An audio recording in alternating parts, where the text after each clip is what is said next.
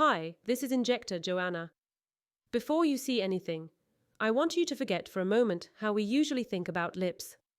Because what I'm about to show you is not a technique tutorial. This is a process, the kind that people almost never show. In this episode, you'll be with me from the very beginning.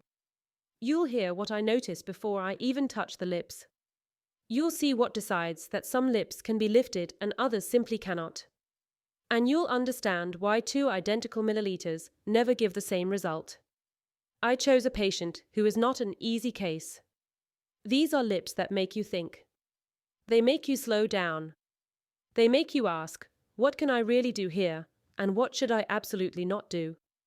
We're about to start this process together step by step. And you'll discover how every decision, every detail, and every tiny difference leads to the final effect you only see at the very end.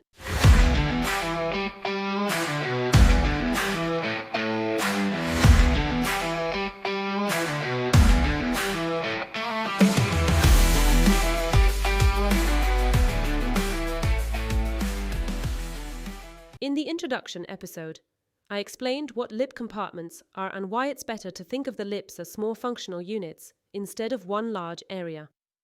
Now I want to show you how I use that knowledge in practice on this exact patient. On the slide, you see the upper lip divided into 6 compartments, 3 on the right side and 3 on the left. Med means the medial part, closer to the center. Mid is the middle part. Lat is the lateral part.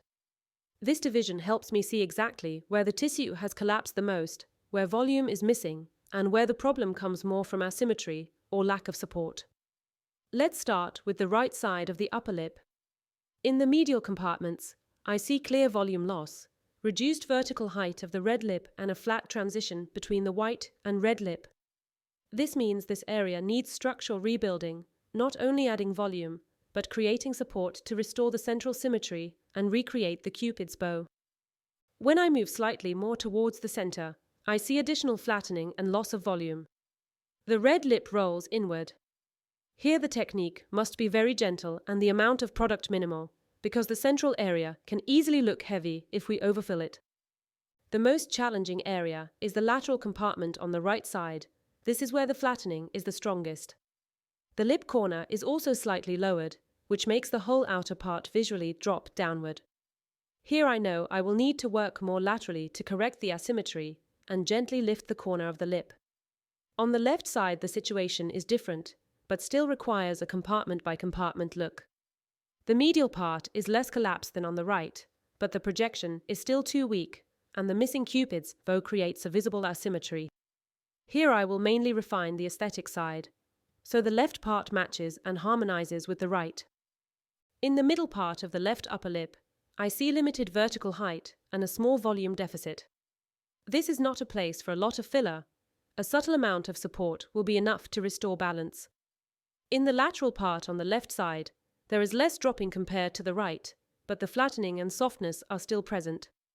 My goal here is to correct the symmetry and add just a tiny amount of volume so both sides look the same. Now let's move on to analyzing the lower lip. The division is the same as in the upper lip, 6 compartments, because each one can behave differently and may need its own approach. As you already know from the introduction episode, this segmentation helps avoid adding volume by accident and allows us to pinpoint exactly where the real issue is. Starting on the right side. In the medial compartments, there is clear inward rolling of the red lip. This is the area that very easily creates a vertical pulled effect. The red lip turns inward instead of projecting forward. I need to restore gentle projection here, but without adding too much volume to avoid a heavy look. In the middle part of the right lower lip, you can see asymmetry and the red lip rolling inward. The red border is not continuous and lacks a clean edge. That tells me I will need to support this area in the submucosal layer to stabilize the shape. The biggest challenge is the lateral compartment on the right side. Here the collapse is the strongest, and the lowered lip corner makes the whole lower lip line uneven. So I need to rebuild the structure laterally to correct the corner and bring back proper proportions. On the left side, the picture is milder, but it still requires work. In the medial part, there is moderate flattening, less noticeable than on the right, but the support is still too weak. The conclusion here, a small amount of support in the center, just enough to keep symmetry. In the middle part of the left lower lip, the tissue is more stable than on the right, but it still lacks projection and shows some looseness. Here the goal is mainly to match the right side without adding much volume. In the lateral compartments on the left side, there is only slight downward dropping, much smaller than on the right. There is just a small deficit, so very gentle contouring will be enough to keep the lips symmetrical. And this is exactly why I work based on compartments. It lets me see which areas need strong support, which need only a subtle correction, and which are already stable. This approach ensures that after the treatment the lower lip looks natural, light, even and without a heavy effect. I divided this episode into 2 parts. You've just finished the theory.